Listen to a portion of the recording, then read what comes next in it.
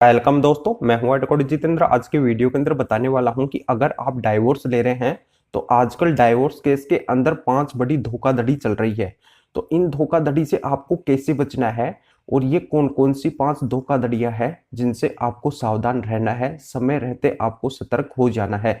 तो यहाँ पे पूरी डिटेल आपको इस वीडियो के अंदर बताऊंगा। तो बहुत ही इंपॉर्टेंट वीडियो है, बिल्कुल अंत तक मेरे साथ इस वीडियो में बने रहिए, पूरी जानकारी आपके समझ में आ जाएगी। उससे पहले बता दूं, इस चैनल को सब्सक्राइब नहीं किया है तो सब्सक्राइब भी कीजिए, बेल आइकन दबाइए, वीडियो को लाइक करके शेयर कर दीजिए। मेरे से अगर बात करना चाहते हैं, कोई भी लीगल प्रॉब्लम है तो वीडियो के डिस्क्रिप्शन में नंबर दिए गए हैं, स्क्रीन के ऊपर मेरे नंबर शो हो रहे हैं।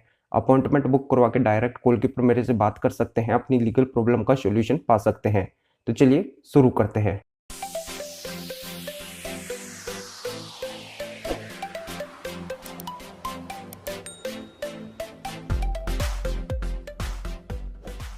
तो दोस्तों, यहाँ पे मैं क्लियर कर देता हूँ कि हस्बैंड और वाइफ के बीच में दरार इतनी अधिक बढ़ जाती है कि उस दरार का भरना इम्पॉसिबल हो जाता है। तो यहाँ पे वो सोचते हैं डाइवोर्स के बारे में, यानी कि फ्यूचर में उनका साथ में रहना इम्पॉसिबल हो जाता है। तो वो डाइवोर्स के बारे में ही सोचते हैं।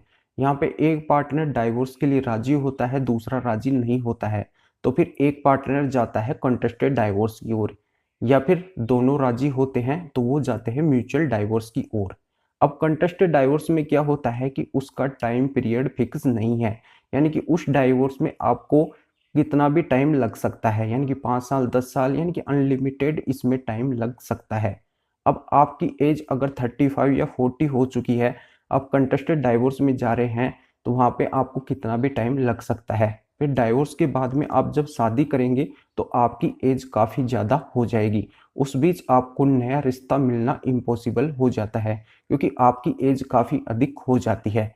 तो यहाँ पे आजकल क्या हो रहा है कि ज़्यादातर लोग म्यूचुअल डाइवोर्स की ओर ही जा रहे हैं, क्योंकि म्यूचुअल डाइवोर्स की जो प्रक्रिया है वो सरल है और कम समय में आपको 6 से 8 महीने के अंदर ही डाइवोर्स मिल जाता है। पर म्यूचुअल डाइवोर्स में भी आजकल 5 बड़ी धोखाधड़ियाँ हो रही है, जिससे आपको सावधान होना है। अगर आप म्यूचुअल के लिए अप्लाई कर रहे हैं तो 5 बड़ी धोखाधड़ी है, जिससे आपको पहले ही सावधान हो जाना है, यानी कि समय रहते अगर आप सावधान हो जाते हैं तो आपको डाइवोर्स लेने में कोई भी दिक्कत नहीं आएगी। अब इसमें पहली धोखाधड़ी ये हो सकती है कि अगर आप डाइवोर्स ले रहे हैं तो कभी भी आप स्टाम्प के जरिए नोटरी करा के डाइवोर्स ना लें। अगर आप डाइवोर्स ले रहे हैं तो कोर्ट से ही आपको डाइवोर्स लेना है, यानी कि कोर्ट की प्रक्रिया को फॉलो करके ही आपको डाइवोर्स लेना है। और आपका फ्यूचर को लेके जो भी डिस्कशन है वो पहले ही यहाँ पे उस म्यूचुअल डाइवोर्स की पिटीशन में ही क्लियर कर लेना है, यानी कि मेंटेनेंस को लेके, चाइल्ड कस्टडी को लेके, प्रॉपर्टी को लेके, यानी कि तमाम प्रकार की जितना भी आपके बीच में डिस्कशन है वो पहले ही उस पिटीशन के अंदर ही क्लियर हो जाना चाहिए। और साथ में आपको एफिडेविट भी जरूर लगाना चाहिए। तो यहाँ पे आपको ये डाइवोर्स लेना है केवल कोर्ट से। तो ये प्रक्रिया आपके समझ में आ गई होगी। तो इसमें क्या होता है कि सबसे बड़ा धोखा लोग खाते हैं, वो नोटरी करा के स्टाम्प के जरिए से डाइवोर्स ले लेते हैं, जो वैलिड नहीं होता है। तो यहाँ पे पहला बड़ा धोखा ये होता है। अब इसमें दूसरा धोखा ये हो रहा है कि अगर आप म्यूचुअल डाइवोर्स ले रहे हैं तो यहाँ पे सिग्नेचर के साथ में आपको अंगूठा जरूर लगवाना चाहिए, यानी कि सेकंड पार्टनर का जो सिग्नेचर होता है उसके साथ में अंगूठा जरूर होना चाहिए। तो यहाँ पे आपको ये धोखा नहीं मिलेगा, क्योंकि ये सबसे बड़ा धोखा होता है। अब वो पार्टनर सिग्नेचर तो कर देता है, फिर बाद में क्या बोलता है कि ये मेरे सिग्नेचर नहीं है। तो इसलिए सिग्नेचर के साथ में अगर आप अंगूठा भी लेते हैं तो वो वैलिड हो जाता है। अब इसमें तीसरा बड़ा धोखा क्या हो सकता है कि अगर आप केस दे रहे हैं, यानी कि परमानेंट एलिमनी वाइफ को दे रहे हैं, तो वो आपको देनी है कोर्ट के अंदर ही, यानी कि कोर्ट के सामने आपको वो एलिमनी देनी है, बाहर नहीं देनी है। नहीं तो आपके साथ में बहुत बड़ा धोखा हो सकता है।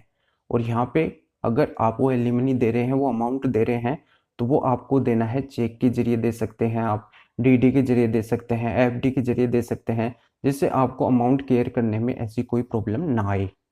अब इसमें चौथा बड़ा धोखा क्या हो सकता है कि अगर आप केस दे रहे हैं तो आपका म्यूचुअल डाइवोर्स का जो एंड हो, म्यूचुअल डाइवोर्स का जो सेकंड मोशन हो, उसके बाद में ही आपको वो देना है, यानी कि उस केस के स्टार्टिंग में आपको वो अमाउंट नहीं देना है। वो केस जब एंड हो, यानी कि सेकंड मोशन हो, तो उसके बाद में आपको वो जो भी परमानेंट एलिमनी का जो अमाउंट है वो देना है। और यहाँ पे जो भी केस वाइप कर रखी है आपके ऊपर, तो यहाँ पे वाइफ को बोल दे कि वो जितने भी केस कर रखी है उनको वापस ले ले। तो यहाँ पे इन धोखों से आप बचे। अगर आप ऐसा नहीं करते हैं तो फ्यूचर में आपके साथ में ये बड़े धोखे साबित हो सकते हैं। तो यहाँ पे आपको इनका विशेष ध्यान रखना है। इसमें पांचवा बड़ा धोखा क्या हो सकता है कि अगर आप परमानेंट एलिमनी दे रहे हैं, यानी कि वन टाइम एलिमनी दे रहे हैं, तो यहाँ पे आपको क्लियर कर देना है कि ये लास्ट आपकी एलिमनी है, इसके बाद में आप उसको एक भी रुपया नहीं देंगे। अगर उसके पास में बच्चा है तो बच्चे का भी यही मेंटेनेंस होगा, बच्चे का भी यही एलिमनी होगा और यहाँ पे उसका भी यही एलिमनी होगा। इसके बाद में आप उसको एक भी रुपया नहीं देंगे। तो ये आपको कोर्ट के सामने पहले ही स्टाम्प के जरिए से क्लियर कर लेना है, जिससे फ्यूचर में आपको कोई भी बड़ी दिक्कत ना आए और इस धोखे से आप बच सके, क्योंकि ये सबसे बड़ा धोखा होता है। तो यहाँ पे ये पूरी जानकारी आपके समझ में आ गई होगी कि ये 5 बड़े धोखे आजकल हो रहे हैं, तो इनसे आपको बचने हैं, जिससे फ्यूचर में आपको कोई भी प्रॉब्लम ना आए। तो पूरी जानकारी आपके समझ में आ गई होगी। तो वीडियो को लाइक करके ज़्यादा से ज़्यादा शेयर कर दीजिए और लोगों को भी इस जानकारी का पता चल सके। तो फिर आगे मिलेंगे आपसे नए वीडियो नए टॉपिक के साथ में। आप सभी का बहुत बहुत धन्यवाद।